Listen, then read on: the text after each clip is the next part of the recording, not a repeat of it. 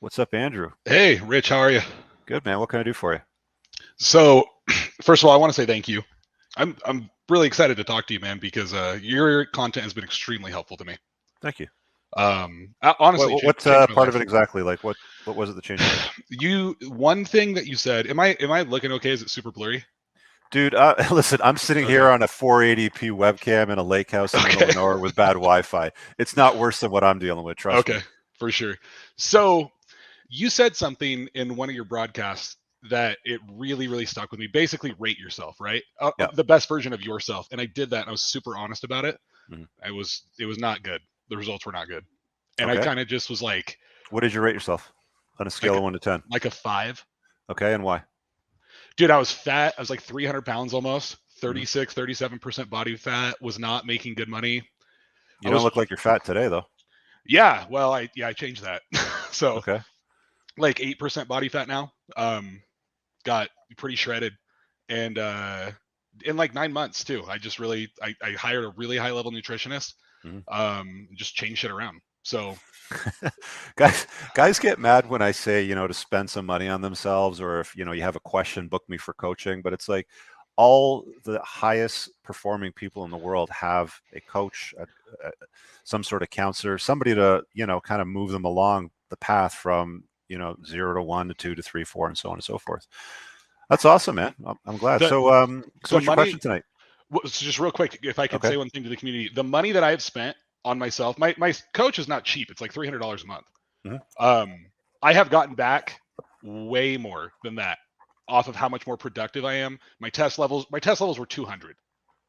What are they at Like now? they high, Okay. much higher. So I got on some therapy, and it's helped tremendously.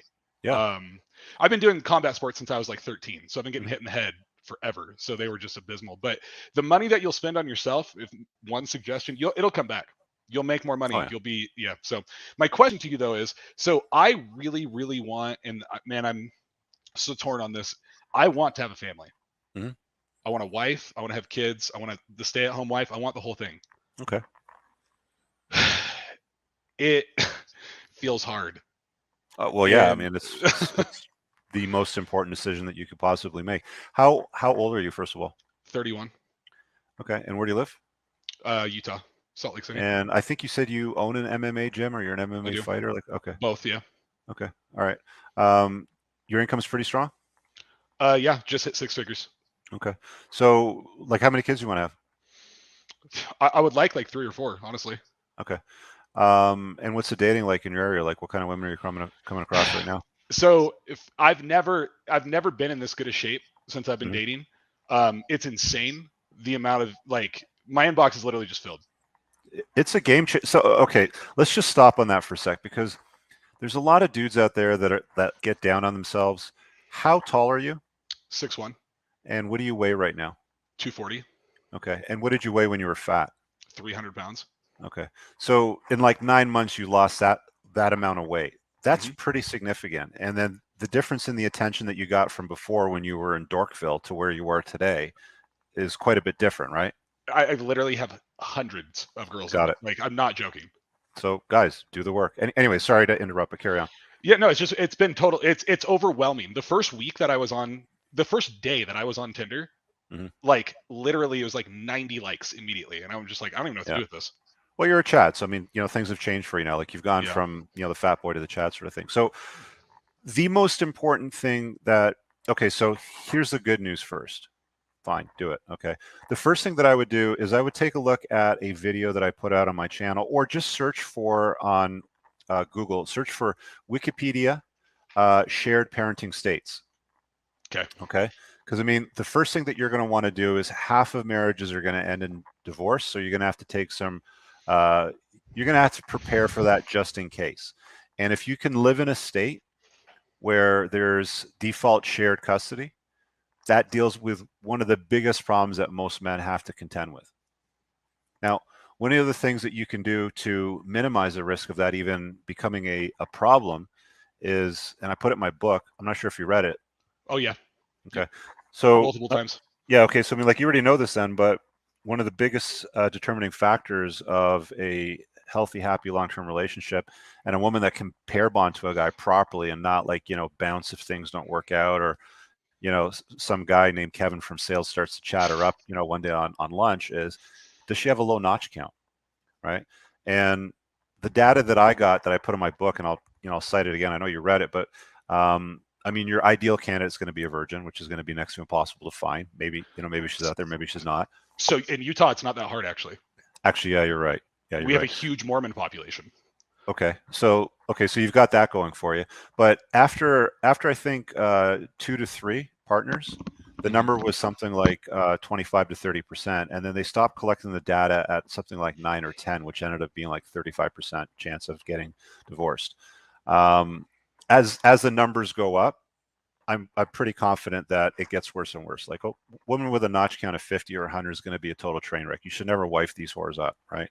Let them be garden tools. Let them do what they're going to do. It's not your responsibility to save them. There's going to be some plugged in beta that's probably going to want to do that. Let them. Fine. Those two things would deal with most of the problems that you're possibly going to contend with. Okay. Make sure you're in a state where shared custody is default and you get a chick with a low notch count. Aside from that, make sure she's a complement to your life. Your goals are aligned. You're aligned with parenting, sort of thing, because that's where people start to scrap it out.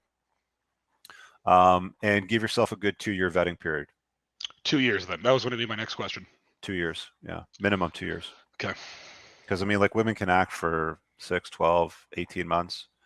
Okay. Right. And there's a lot of guys that I've talked to that are like, they wifed up a woman after 7 or 8 months, and they're like, got married, and the representative left, and I was left with this one. Right. So with that, one more question for you. Is it okay? Yeah, go ahead.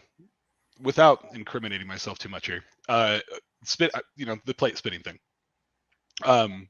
Mindset changer, right? Not operating out of a scarcity mindset, has been helpful. These girls, though, that I do want to date, that I am dating, that have low or zero notch count, not super appreciative of that type of lifestyle. What do you think about that? Super appreciative in the sense of being intimate with you? Just not appreciative of the sense of, like, I don't really want you dating other girls if we're dating. That's pretty much the default that most women operate in, right? Like, women get jealous because they're afraid that you're going to take your attention and resources away from them and give it to somebody else, right? So, I mean, if you're dating a woman and, you're vetting her basically for mother stock, because that's what your goal is. I mean, that's what you're talking about. That's exactly what I'm doing. Yep. Right. I mean, like, you're going to have to compare her to more than just one other woman. There's going to be a bunch that you're going to have to, seek out and, see what you're dealing with. And she's going to have to contend with that, Right. Like, oh, Andrew, what are you doing Friday night? I really want to see you. Well, I'm busy. Well, what are you doing, Andrew? Well, I'm busy. I'll see you on Saturday, or I'll see you on our Tuesday, or, whatever it is that you're, doing. But it's like, if you got another date, you don't need to tell her, oh, well, I got a date and we're going to go here at 8 o'clock and this is what we're going to do. And I'm kind of sizing it up to see how it goes. It's like, you're a man on a purpose. You're doing your thing. It's communicated by your availability and your schedule and what you're doing.